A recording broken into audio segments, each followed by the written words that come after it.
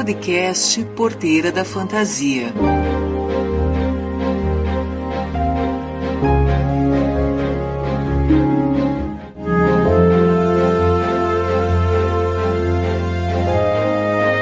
Sejam muito bem-vindos ao nosso podcast.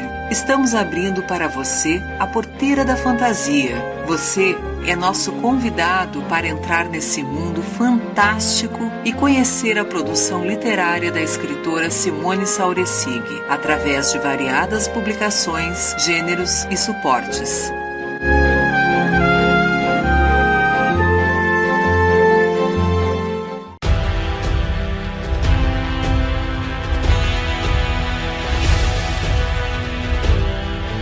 Oi, é muito bom receber vocês leitores, personagens principais dessa série, para o terceiro episódio do podcast Porteira da Fantasia. Eu me chamo Leocádia Costa e o livro para este episódio é Aurum Domini, O Ouro das Missões, de Simone Sauresig, publicado pela editora Artes e Ofícios em 2010. Foca na sinopse. O romance, que se passa no ano de 1846, é uma história de amor e aventura que usa como motor central da ação a busca por um tesouro chamado a Casa de Mbororé, onde estaria guardado o mítico espólio em ouro e prata reunido pelos jesuítas das missões antes da Guerra Guaranítica de 1756. A Guerra dos Farrapos terminou e os revoltosos estão voltando para as lides da paz. Para Francisco Livre, um jovem sem destino, uma oportunidade para recomeçar a vida na fazenda de um dos oficiais para quem serviu durante a luta. Para Bruno, filho deste mesmo homem, um momento para tomar fôlego antes de partir em busca de um tesouro enterrado, cujo mapa tomou de um velho considerado louco antes de matá-lo. No caminho de ambos, uma jovem, cujo passado encerra a lembrança de um crime terrível e a identidade de um assassino. Adélia Dias Fonseca, a afilhada do pai de Bruno. A convergência destes três destinos é o estopim para uma aventura pelo Pampa Gaúcho, em busca de um tesouro e uma lenda, o Aurum Domini, o Ouro das Missões. Esse é o resumo da história, mas além disso, escuta só algumas curiosidades sobre o texto. A história do romance se ambienta no cenário da famosa disputa pela independência da República Rio-Grandense. Pelo menos 2 originais foram reescritos após 2 viagens da escritora, a primeira à Espanha e a segunda a São Miguel das Missões, no Noroeste Gaúcho.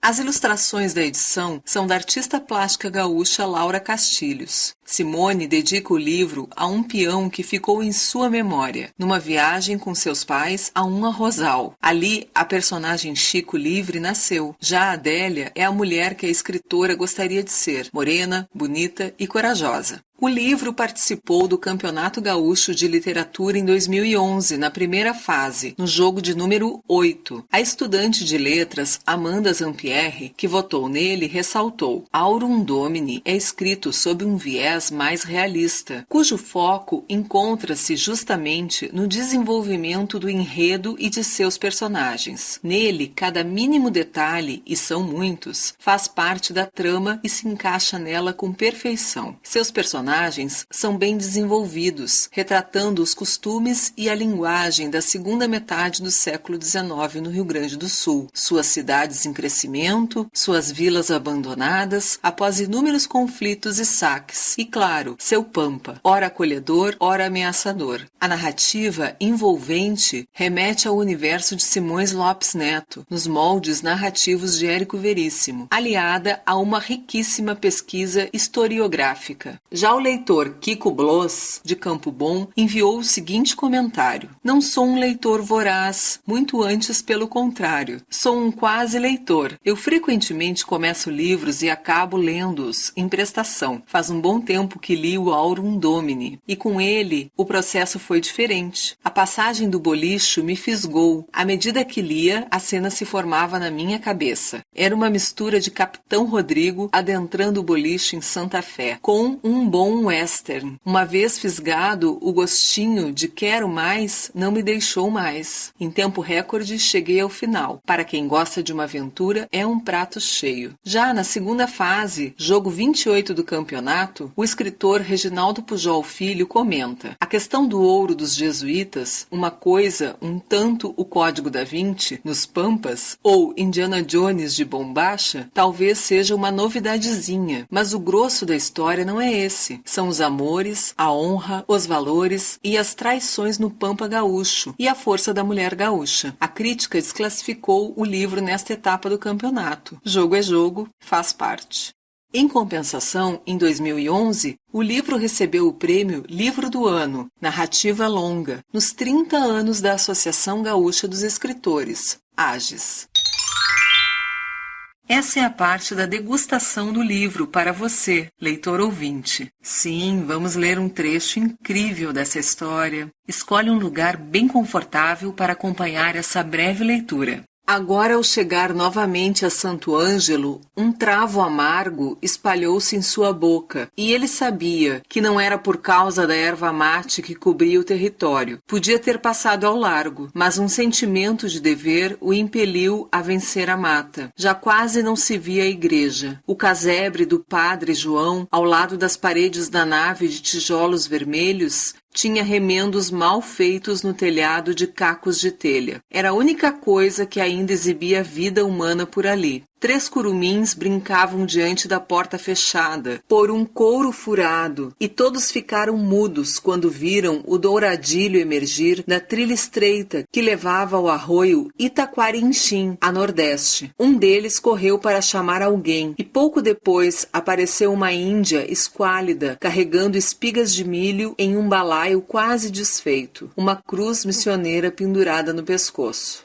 A contragosto, Francisco desmontou. Precisou de alguns minutos para reatar laços com uma linguagem que já quase não usava, o guarani, e uma boa dose de coragem para entrar na tapera onde morava o padre. O encontrou muito doente, perdido em delírios. Durante as 2 semanas que se seguiram, Chico só saiu da casa para buscar ervas no mato, acompanhado da Índia. À tarde carregava o velho João até a garupa do Douradilho e o levava para banhar-se na lagoa, que não ficava muito longe. As crianças o seguiam. Nos primeiros dias, o padre reagiu. Houve uma pequena melhora, que animou tanto o recém-chegado quanto a mulher e as 3 crianças. Depois, o velho caiu novamente em letargia, castigado pela febre. Morreu nos braços do cariboca, à hora do sol se pôr, suplicando a ele que tocasse os sinos da igreja e chamasse a comunidade para vir rezar. A ladainha guarani da Índia começou de imediato. Os lamentos guturais da mulher atravessavam a mata, e Francisco esforçava-se por levar a cabo as orações em latim, de joelhos, diante do corpo do padre, as mãos apertadas fortemente contra o peito, a fogueira crepitando fora da tapera, pouca luz e muita sombra para o velório improvisado. Inútil. Depois de dias falando o idioma da mulher, as orações começavam numa língua e terminavam em outra. O espanhol mesclava-se ao latim, que se engrolava com o português e empapava-se na língua geral do Brasil, e da boca molhada de saliva e lágrimas lhe saíam palavras novas, inventadas pela dor e pelo desespero. Em determinado momento, despiu-se do verniz de civilidade que restava no corpo e na alma. Arrancou as roupas, esfregou-se com terra da choça e entregou-se ao canto, chorado da dor dos de sua raça. Dançou junto ao fogo, sujo de barro vermelho e de cinza, e as lágrimas que escorriam por seu rosto e peito abriram na pele bronzeada caminhos cor de sangue. Cabisbaixo, lânguido, aterrorizou as crianças. Incompleto, queria ser ou índio, ou branco, ou gente, ou bicho, ou homem, ou espírito, porque era terrível demais ser tudo isso de uma vez só. Fugiu. Agora vamos falar com a escritora Simone Sauresig, e quem faz as perguntas é o jornalista e colaborador do podcast Porteira da Fantasia, Daniel Rodrigues, que apeia nas ondas sonoras da web. Bem-vindo, Daniel! Oi, leitores ouvintes, oi, Leocádia. Vamos novamente conversar com a escritora Simone Sauresig, dessa vez sobre essa história que fala de personagens do nosso Pampa. Simone, começo pedindo para que tu fales um pouco pra gente sobre como foi escrever esse romance, que teve 2 versões antes de ser publicado. Olha, Daniel e ouvintes, o Ouro das Missões teve um rascunho, um pequeno rascunho, muito antes até dele ser concebido como o romance que foi publicado posteriormente. Ele nasceu de uma leitura de O Gaúcho, do José de Alencar, que é um autor romântico que eu curto. Eu já perdi a conta das vezes que eu li o Guarani, eu gosto muito. Mas como outros leitores de José de Alencar, eu não gostei do Gaúcho. Eu era adolescente, na época estava numa vibe assim de, vou escrever a minha versão. E aí eu fui lá e escrevi um rascunho que deve estar perdido em algum lugar do armário ali. E tinha um personagem chamado Chico, mas ele não era um simples agregado, ele era uma espécie de protegido do dono da fazenda. E a Adélia, que chegava bem assim, bem estrangeira mesmo, bem de fora, assim. Ela não sabia nada e tal, e daí acontecia um romance entre os dois. Mas aquilo ficou junto com os outros rascunhos, que nunca chegaram a nada, e no final do meu período de ensino médio foi lançado o Caçadores da Arca Perdida. E aí eu fiquei bem enlouquecida, porque eu me lembro de assistir o filme e ficar dizendo para mim, era isso que eu queria fazer quando eu fosse adulta, era isso que eu queria fazer quando eu fosse adulta. Porque quando eu era pequena, eu sempre dizia que eu queria ser arqueóloga. Mas eu não queria ser qualquer arqueólogo, eu não queria ser daquele arqueólogo que fica fazendo pesquisa acadêmica e tal, e vai para documentação. Não, eu queria ser um arqueólogo de campo, eu queria ser Indiana Jones, mas quando eu era pequena não havia esse personagem. Então, quando eu vi o filme, eu fiquei muito enlouquecida e queria escrever meu Indiana Jones. E realmente sentei, né? Eu me lembro de sair do cinema meio que discursando, dizendo, meu Deus, a gente tem tanta história bacana, tanta lenda que daria para aproveitar e a gente não aproveita. Então, quando cheguei em casa, assim, algumas semanas depois, eu sentei para escrever o meu Indiana Jones. Esse é um processo meio comum, assim, na minha produção, sobretudo mais no começo. Daí eu escrevi uma versão, depois que a versão estava pronta, eu fui fazer pesquisa, porque eu sempre faço as coisas bem enroladas, bem ao revés, que a gente deve fazer. Fui lá, fiz pesquisa e tal, e corrigi algumas coisas que não estavam bem. E aí ele começou realmente a passar por um processo de transformação. Foi quando o romance realmente começou a maturar, sei lá. Eu acho que os originais da gente passam por esse período de maturação. E aí eu tive vários episódios, assim, que aqui é meio curto para contar tudo, né? Sem dúvida nenhuma, existem versões desse romance. Uma é de antes da minha viagem à Espanha. Aí, quando eu voltei da Espanha, eu retomei esse original, revisei ele todo, reformei ele todo. E, finalmente, eu fui até as missões, porque a tudo isso eu nunca tinha ido até as missões. Não conhecia São Miguel. Eu fui, então, a São Miguel.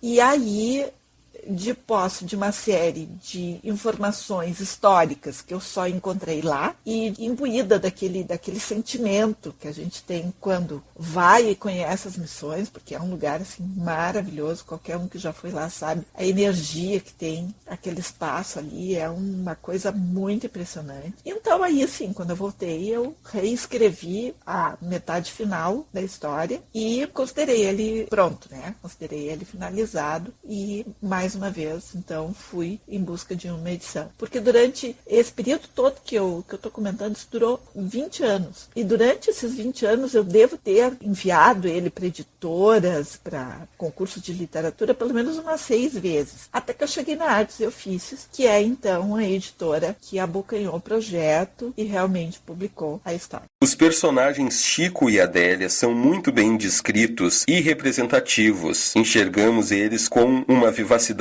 que parece estar nos assistindo a um filme. Cada um deles representa histórias de grupos que fazem parte da identidade gaúcha. Destaca pra gente como tu vês a nossa própria história e quais são as nuances de cada personagem. Eu fico muito feliz que os personagens sejam vistos, né, com vivacidade e com facilidade, porque realmente quando eu sentei para escrever o romance, essa era uma das minhas preocupações. Eu queria muito que as pessoas vissem, sabe, que elas enxergassem os personagens, que elas vissem o Chico, que elas vissem a Adélia. E então eu realmente fico feliz que tenha dado certo. Sim, eles representam diferentes povos que terminaram, grupos humanos, na verdade, que terminaram construindo a identidade do Rio Grande do Sul. E às vezes alguns desses grupos ficam um pouco obliterados, para não dizer muito obliterados, eles não são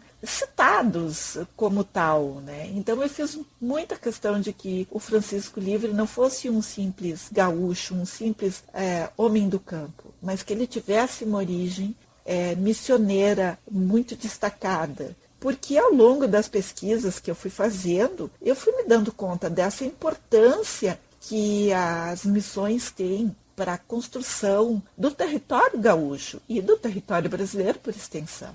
Não é? Quando a gente senta para ler um pouco sobre como aconteceu a troca das missões pela colônia do Sacramento, por exemplo, é uma coisa que sempre me deixa muito estarrecida. Eu sempre olho para isso e digo, mas como é possível que eles tenham trocado um território imenso por um enclave? Aí você vai até a colônia, você visita, você vê e, francamente, eu continuo sem entender muito bem. Eu não sou uma boa estrategista, suponho. Mas, enfim, eu queria trazer para dentro desse romance esses personagens, né? Esse grupo humano, que é a base, né, da identidade gaúcha. E também as nuances de cada personagem, as nuances de cada personagem. O Chico, eu queria muito que ele fosse, assim, um tipo muito bonito, mas que ele fosse muito rural, né? Porque é isso que ele é um homem do campo. Exatamente como a pessoa que serviu de inspiração para a criação desse personagem, que é o peão que eu descrevo no final do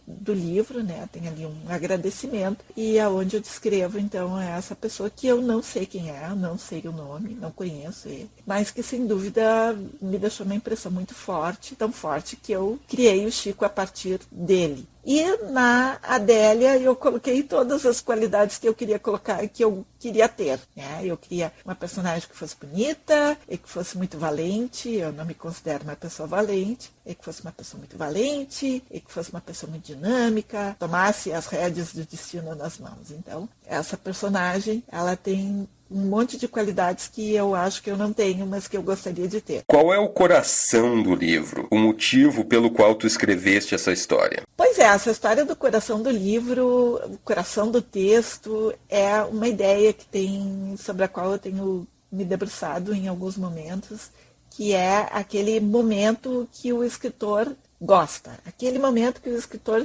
aquela ideia que o escritor teve, aquele personagem que o escritor imaginou, aquela cena. A gente escreve, às vezes, 100 páginas para poder colocar aquela cena. Né, porque aquilo ali é o coração do livro, é o motivador da narrativa para a gente que escreve. O Ouro das Missões tem 2 momentos assim, que eu considero o coração.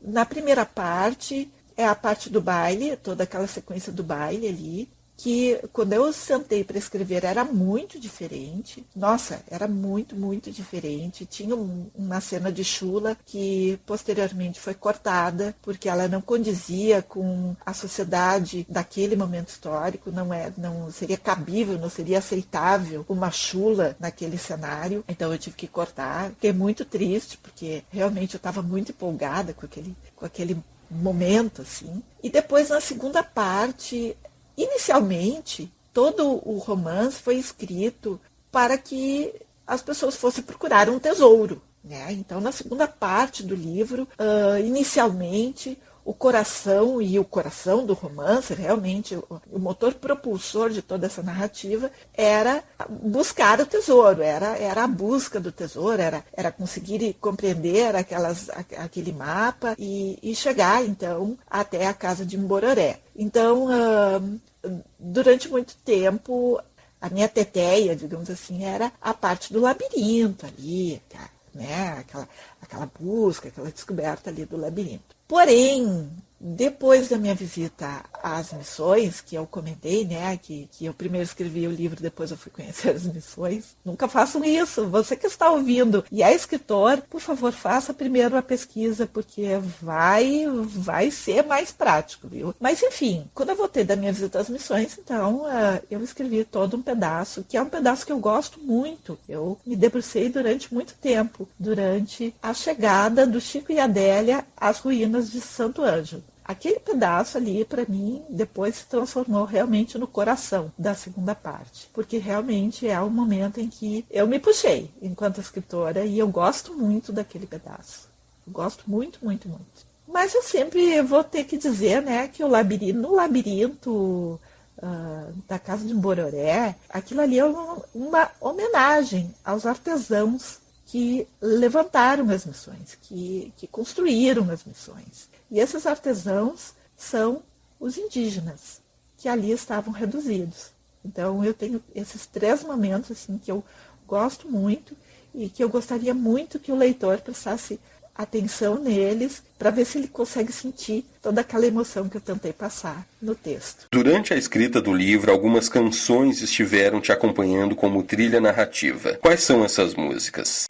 E essa é uma pergunta muito legal, porque eu gosto muito de falar nessas histórias que circulam em torno da produção de um texto. E houve um tempo na minha vida em que eu não escrevia assim antes de ter uma espécie de trilha sonora, mais ou menos definida. E o Ouro das Missões, nesse sentido, para mim, é um livro muito sonoro, é um livro muito musical, porque ele está cheio de referências na minha cabeça, né? Então, a música, tema, digamos assim, do Chico, por exemplo, do Chico Livre, é a música Pelos, do José Cláudio Machado. Eu me lembro que essa música, eu já gostava dela, já achava ela uma música muito legal, mas teve uma ocasião em que eu fui assistir a um festival de música gaúcha, e foi a única vez que eu fui ao festival de música, porque normalmente eu não participo desse tipo de evento, eu não sou uma pessoa que vai nesse tipo de evento, né? E eu me lembro que um grupo, que eu não sei quem era, né? O grupo, não sei quem eram os cantores, os músicos, enfim, foi abrir à noite, quando o cantor pegou o microfone para começar a cantar, não funcionou o som, né? E vocês imaginam, era uma cancha, né? Coberta e tal, cheia de gente, e a pessoa tentando cantar e não tinha som. E ele tentou uma vez, tentou 2 vezes, nada do som funcionar. E a gente via os músicos, né, e os técnicos tentando fazer o equipamento gerar som, né? Puxa vida, é um festival de música e não funciona o som, como é que é isso? E aí eu me lembro que ele pegou o microfone e da terceira vez que ele tentou, o som funcionou, finalmente, né? E ele veio com toda a potência, assim. Eu acho que ele ficou muito zangado, a impressão que me deu é que ele ficou muito zangado com aquela situação, e aquilo veio, assim, do fundo da alma dele, aquele primeiro verso que é Recolutando a Potrada, né? Aquilo veio, assim, lá de dentro. E me marcou. Então, Pelos ficou sendo a música do Chico Livre, porque afinal de contas tem a ver com o trabalho campeiro dele, trabalhar com gado, trabalhar com cavalos, sobretudo. Já a música da Adélia, eu sempre acho muito interessante quando eu comento, porque eu acho que as pessoas ficavam esperando que fosse uma música fofinha, uma música, sei lá, uma melodia mais doce, assim, né, uma letra mais poética, no sentido romântico. E para mim a música que identifica a Adélia é Gaudêncio Sete Luas. Mas não é qualquer Gaudêncio Sete Luas. É, sobretudo, a versão do Grupo Caverá. Para mim, aquela ali é a música do livro e a música da Adélia. E eu me lembro que eu escutava essas músicas num equipamento de fita cassete, né, um gravador. E eu não sei se o ouvinte vai lembrar ou sabe que as fitas cassete, quando a gente escuta muitas vezes a mesma música ou muitas vezes o mesmo ponto, ela fica distorcida, né? O som som fica completamente distorcido, a um ponto de às vezes a gente nem reconhecer o que está tocando. E foi o que aconteceu com essa canção. É uma letra muito bonita, eu gosto muito dessa música, talvez seja a música gaúcha que eu mais gosto, que tem essa letra tão significativa. Tem também a música do casal, né? Quando o Chico e a Adélia estão juntos e tal, então eu tinha uma música também para eles, que é Última Lembrança, do Joca Martins. Era uma música que, assim, quando eu tinha que escrever uma parte que vocês estavam mais juntos e tal, era o que eu gostava de ouvir. Eu acho linda essa letra, ela é muito poética, ela é muito doce. Ela é triste um pouquinho, mas eu acho ela belíssima, assim. Mas tinha outras músicas também, eu escutei muito Merceditas, enquanto eu escrevi o Aurum Domini, e é bem o que eu falei, é um livro, para mim, assim, para minha memória, é um livro muito musical. Eu tenho muitas referências de canções e de músicas para diferentes trechos do romance. Abrimos agora o Porteira da Fantasia para os convidados deste episódio. Se abanquem e sintam-se muito bem recebidos pelos livros. A primeira visita é da historiadora Carla Renata Antunes de Souza Gomes, que assina a orelha do livro e é licenciada em História pela Universidade de Caxias do Sul e bacharel em Museologia, com mestrado e doutorado em História pela Universidade Federal do Rio Grande do Sul. Atualmente é diretora do Museu de Arte Religiosa e Tradicional de Cabo Frio, no Rio de Janeiro, e desenvolve pesquisas na área de História Cultural. Em Museologia, desenvolve pesquisas com ênfase em gestão, memória, patrimônio e cidadania, atuando principalmente nos temas gestão cultural, gestão integrada, educação patrimonial, documentação e conservação de acervos. Oi, Renata, bem-vinda. Como você contextualizaria o romance Aurum Domini, o Ouro das Missões, em relação ao tema que envolve as missões? O romance da autora Simone Saurisig, O Ouro das Missões, ou Aurum Domini, ele não deve se restringir, quando a gente utiliza certas categorias de classificação ao tema, como se o fato de que ele privilegia uma determinada região do Rio Grande do Sul, como as missões, estabelecesse e desse o tom da narrativa histórica que, na verdade, ele se propõe. Eu acredito que o romance, ele está numa cadeia de autores, que trabalharam a história do Rio Grande do Sul como tema principal, desde Apolinário Porto Alegre, passando por Simões Lopes Neto, Érico Veríssimo, Luiz Antônio de Assis Brasil. Esses autores que conseguiram dar aquilo que a gente chama de a cor local nos seus escritos. Então, o romance da Simone, ele se situa nessa filiação desses autores que privilegiaram o tema da história do Rio Grande do Sul, determinados recortes. O autor, que a Simone, de certa maneira, mimetiza, eu diria, muito bem na sua narrativa, na narrativa que ela constrói, é o Caldrifião, o autor que inaugura o romance brasileiro, um dos autores, e rio-grandense, que escreve na corte, a Divina Pastora. E a Simone, no Ouro das Missões, ela trabalha essa questão da história do Rio Grande do Sul de uma maneira extraordinária, e o que nos leva a perceber quanto de pesquisa histórica houve por parte da autora na composição dos personagens, que faz um bom escritor, um excelente escritor, é um grande leitor das obras do período ao qual ele se remete. E a Simone, ela demonstra muito isso, um manejo muito preciso da linguagem e dos comportamentos do Rio Grande do Sul no século XIX, que estão muito bem representados nesse romance, O Ouro das Missões.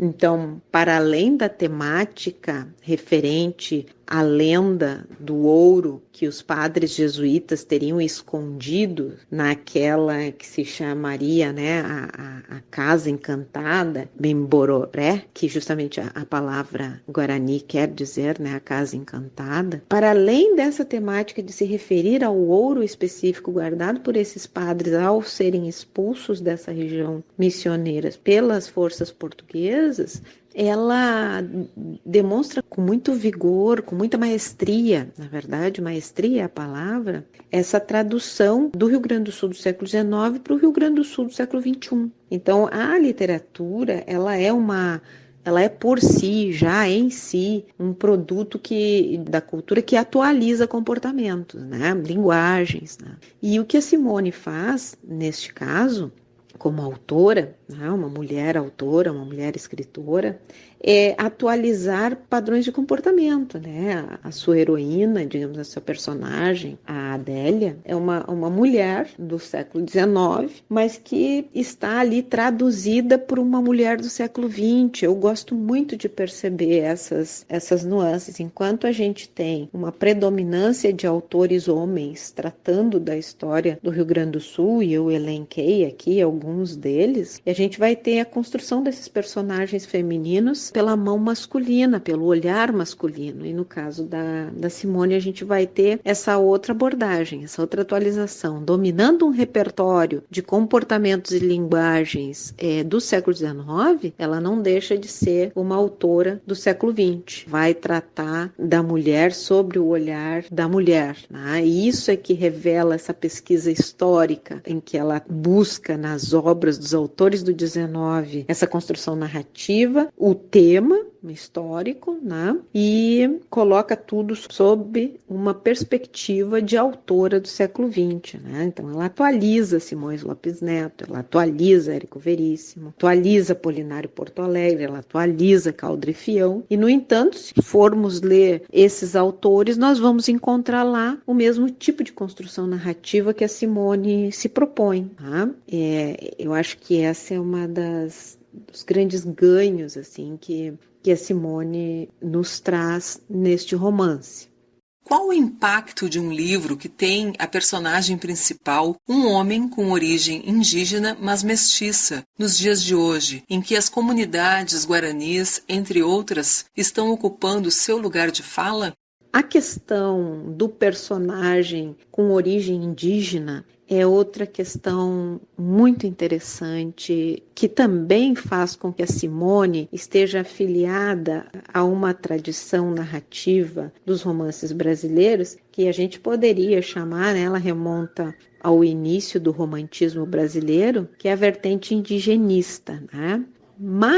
Ou indianista. Mas, no caso da Simone, também há essa atualização. Ela é uma autora mulher do século XXI e ela está falando para esse público. Então, quando ela vai situar esse personagem indígena, ela também o faz, mesmo que seguindo comportamentos e linguagens do século XIX, ela também vai dar a esse personagem um olhar diferenciado, bastante diferenciado, eu diria que um olhar afirmativo é o que a Simone traz no personagem dela, esse mestiço, esse cariboca, né? Que no texto aparece visto de uma maneira depreciativa diante da sociedade na qual está colocado por ser mestiço, a Simone não o trata assim. Nós teremos outros autores brasileiros ou rio-grandenses, como no caso o Apolinário Porto Alegre, que também terá personagens mestiços, mas eles sempre carregarão uma névoa na sua caracterização, né? Carregada daquele século XIX que via na composição do brasileiro a questão das três etnias, né? Negros, brancos e indígenas, mas embora houvesse essa exaltação, a ideia ainda carregava um grande preconceito embutido de uma certa inferioridade diante do europeu. E isso não aparece no texto da Simone, de maneira alguma. O próprio Simões Lopes Neto já havia feito um pouco essa reelaboração, digamos assim, nobilitária do indígena, não parece tão carregado daqueles estigmas, né, preconceituosos de caracterização ou absolutamente selvagem, ou indolente, incapaz para o trabalho, ou belicoso, irracional. Essas características já estão bastante minimizadas no Simões Lopes Neto. Érico também matiza um pouco, mas ainda há um preconceito bastante revelado nessa literatura. Na Simone, esse preconceito por parte do autor não se revelará, senão no personagem diante da sociedade na qual ele está inserido, que é o que revela a pesquisa, né, histórica feita pela Simone. E isso faz com que a narrativa dela do Ouro das Missões seja uma narrativa carregada de verossimilhança, né? Acho que é importante destacar também que a Simone, ela pertence a um grupo, né, de mulheres escritoras que traz para a literatura essa questão histórica. Por exemplo, a Rosa Monteiro, a escritora espanhola, né, também vai trabalhar com uma questão bastante interessante sobre o aspecto do papel da mulher durante o período medieval, na Europa medieval, e também vai fazer uma intensa pesquisa para situar esses personagens. Então, a Simone, ela está inserida nesse contexto, né, dessas jovens autoras que trabalham com muita maturidade, muita competência, essa transposição de época e a ficcionalização de uma maneira muito hábil, né, misturando as questões históricas e ficcionais nos seus personagens. O livro da Simone, assim como os contos do Simões já se transformaram em filmes, né, em curtas, o livro da Simone, ele se presta muito a uma produção cinematográfica. Ele tem todos os elementos. A Simone tem muita agilidade narrativa, aqueles twists todos, né, que a narrativa fílmica proporciona. O livro dela abre muitas possibilidades. Às vezes a gente, quando está lendo alguns trechos do romance dela, lembra de vez em quando alguns trechos assim do Indiana Jones, aquelas escapadas naqueles perigos iminentes, na procura, na verdade, né, de determinados tesouros, né, ocultos nas escavações, né, do Indiana Jones, aquele personagem mais caricato do arqueólogo, né? Mas assim, o livro dela se presta muito para uma montagem cinematográfica em função disso. Um pouco da questão da lenda, né, do Ouro das Missões, que é o evocado, na verdade, desde o título, né, da Simone, vai permear essa narrativa construída por ela. A questão da casa do Membororé foi tratada pelo Simões Lopes Neto também nas Lendas do Sul, e que então nos relembra, né, dessa crença de que nessa casa encantada, né, o Membororé, estaria então guardados os ouros, né, as pratas, as riquezas encontradas pelos jesuítas e trabalhadas e transformadas em utensílios religiosos e escondidas. É uma lenda, porque a historiografia, de certa forma, nos deixa a par de que os jesuítas foram expulsos com tanta rapidez que sequer teriam tido tempo de esconder qualquer coisa de valor, né? Então, mas essa foi uma lenda que vigorou na região e que as pessoas acreditaram durante muito tempo. A própria produção literária do Simões Lopes Neto vai recorrer a essa crença popular, essa ideia, essa lenda. Então é a base, digamos assim, da narrativa, que faz com que o Francisco Livre, né, tenha um destino mais confortável do que o Blau Nunes do Simões Lopes Neto, né, tenha conseguido um pouco mais do que um cavalo gordo e as estradas reais, né, e o facão afiado, mas continuasse com aquele velho espírito, né, da alma forte e o coração sereno, né, isso que o Francisco traz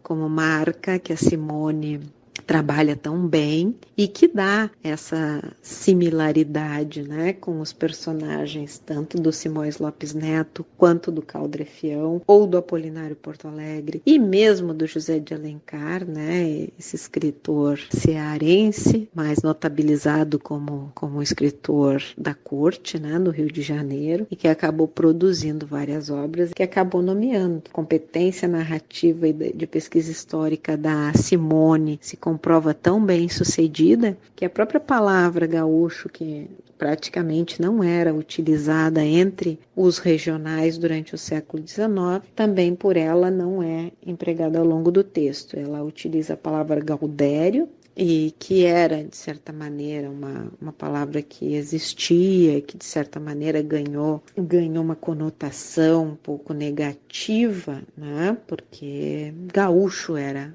o apelido de xingamento, digamos assim. E no decorrer do tempo, com a literatura, Gaudério assumiu esse tom mais pejorativo. E aí, então, o romance da Simone se mostra dentro dessa competência dela de pesquisa histórica, inclusive nesse traço das denominações. A segunda convidada que nos visita é a coordenadora editorial do livro, Elaine Maritza, que tem formação em letras com especialização em literatura infantil e juvenil. Lecionou literatura e português por mais de 20 anos e desde 2004 atua no mercado editorial. Oi, Elaine, bem-vinda. Nos conta sobre o processo editorial desse livro? Pedir para uma editora falar sobre o processo editorial de um livro dá a ela a oportunidade de reviver uma paixão, porque o editor, a figura do editor, da editora, é uma figura que, uma vez o livro publicado, ela some, né? Meio que desaparece. Quem é que pergunta? Quem é o editor deste livro, né? As pessoas da área, do mercado editorial, mas o leitor não se pergunta quem editou, quem coordenou essa edição. Ele vai se preocupar com o autor, a autora, quem é que ilustrou, por vezes quem é que revisou, quando surgir um erro de revisão no texto, né? E aí chama atenção. Mas quando o livro sai da gráfica e vai para as mãos do leitor, a figura do editor desaparece. Mas é essa figura que recebe um texto lá, um arquivo de Word, né? E que vai, aos poucos, trabalhando com esse arquivo até que ele se transforme no objeto livro que o leitor recebe nas suas mãos. Em relação ao livro da Simone, o Aurum Domini, o Ouro das Missões, eu trabalhava na Artes e Ofícios Editora à época, e recebi o texto da Simone. A Simone não tinha nenhum livro publicado pela Artes e Ofícios. Recebi o texto, o arquivo em Word, né? E, enfim, fui ler. E foi uma surpresa muito boa.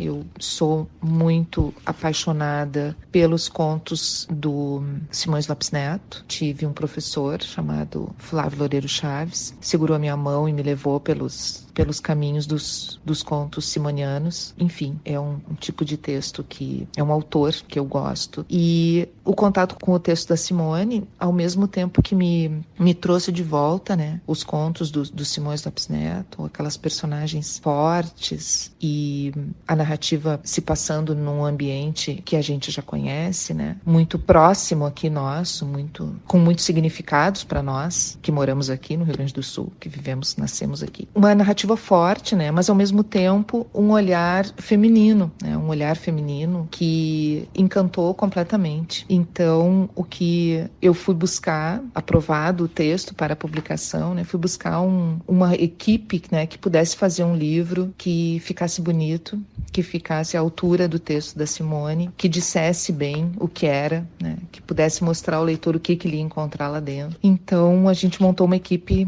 super bacana. A Laura Castilhos, ilustradora, é artista plástica, professora da URGS. A Laura fez algumas ilustrações que estão na capa, estão no miolo do livro. A Marta Castilhos fez, então, o projeto gráfico e montou o livro, né? A gente tem uma parte interna da capa dourada, que ficou linda. Tudo isso fomos construindo com reuniões, com conversas, sempre com a ideia de que o livro, o objeto, lá no final, dissesse muito do que era esse texto texto da Simone. Então esse é o processo, né? É um processo que a gente precisa ler o texto, dominar aquele texto e pensar, esse é o papel do editor, né? Pensar qual a melhor cara para aquele livro, né? O que vai, já desde a capa, dizer para o leitor o que ele vai encontrar ali dentro. Quando eu olho para o Ouro das Missões, eu fico muito satisfeita com o papel que eu fiz como editora, como coordenadora editorial. Enfim, trabalhar com a Simone foi um super prazer, né?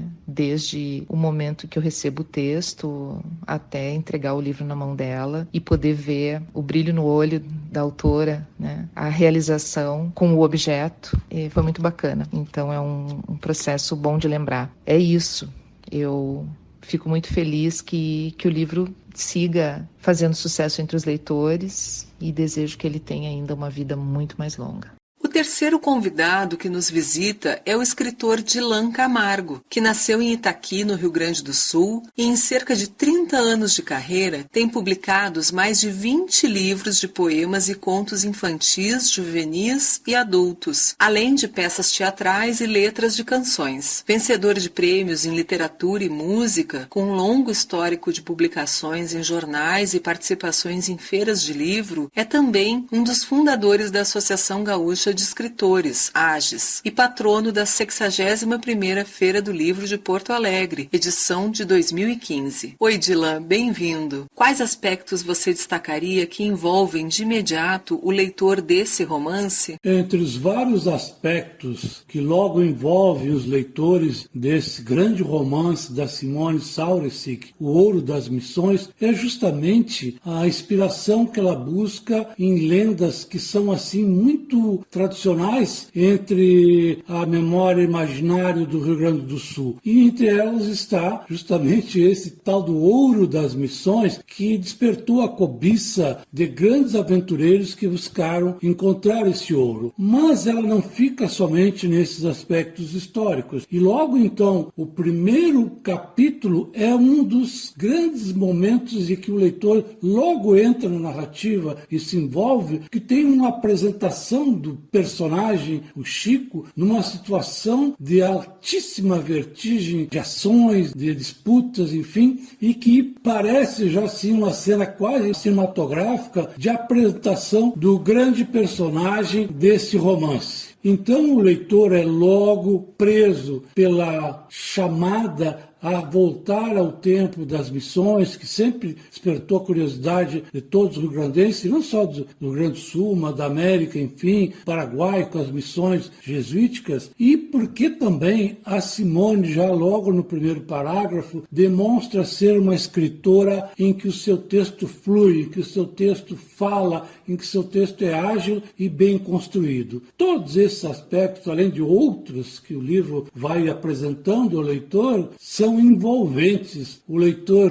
pega esse romance e não quer largar. Você equiparou o romance de Simone à produção literária de autores consagrados durante o programa Autores e Livros da TV Assembleia, em que a entrevistou. Comente. Realmente eu, quando entrevistei a Simone no programa Autores e Livros pela Assembleia Legislativa, a TV Assembleia, eu tive a oportunidade de também integrar o grupo daquelas pessoas, não só eu, e dizer a ela que ela, com este romance, se inscreve, se integra à grande tradição de grandes romancistas do Rio Grande do Sul que partem de contextos históricos para construir ficções. Que é o caso, claro, assim, é o caso inaugural do Simões Lopes Neto, depois Érico Veríssimo, o próprio Tabajara Ruas, com os Varões Assinalados, sobre a Revolução Farroupilha, o Alcide Auich, o Aldir Chilé, enfim, grandes contistas, romancistas que partem do contexto histórico para, nesse pano de fundo, nesse cenário de fundo, construírem narrativas ficcionais maravilhosas. Então, realmente, não há por que não dizer, e temos que sim afirmar, a Simone, com seu romance O Ouro das Missões, se inscreveu nessa tradição e está ali par a par com todos esses nomes das romances históricos do Rio Grande do Sul. Para o escritor, qual é o maior desafio em escrever um romance com traços históricos sem perder o foco na literatura? O maior desafio para alguém que que vai escrever um romance, um fundo histórico, é conhecer esse período histórico na qual o escritor, a escritora vai colocar a sua ficção, vai desenvolver a sua trama romanesca, vai desenvolver a sua narrativa. Conhecer o momento, conhecer a época, os costumes,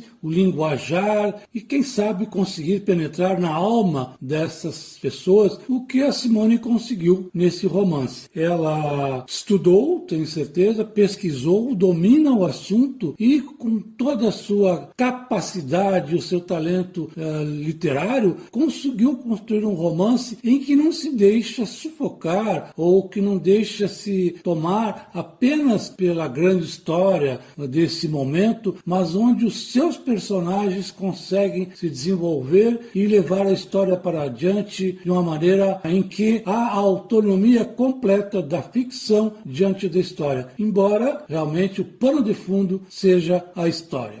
Estamos muito felizes pela participação de todos nesse terceiro episódio. E para fechar, trazemos um comentário especial do escritor e cineasta Tabajara Ruas sobre o livro. Simone Sauresig é uma das melhores escritoras brasileiras do gênero fantástico. Meu romance predileto é Ouro das Missões, uma aventura romântica ambientada entre os antigos gaúchos, onde ela reúne com seu talento uma combinação de narrativa histórica, tesouros enterrados, fantasia heróica e mistérios num só caldeirão mágico. E o gosto é irresistível.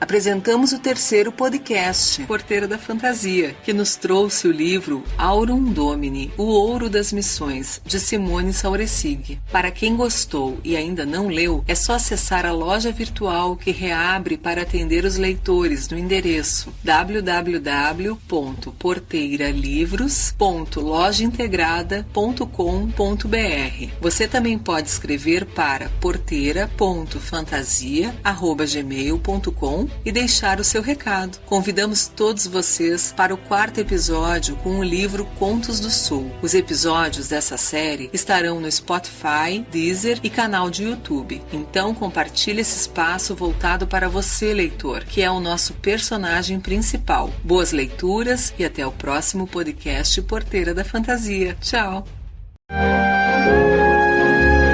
Esse foi o podcast Porteira da Fantasia, com a produção literária da escritora Simone Sauresig. O podcast tem a produção da Mirai e a participação de convidados que compartilham com você esse fantástico mundo literário.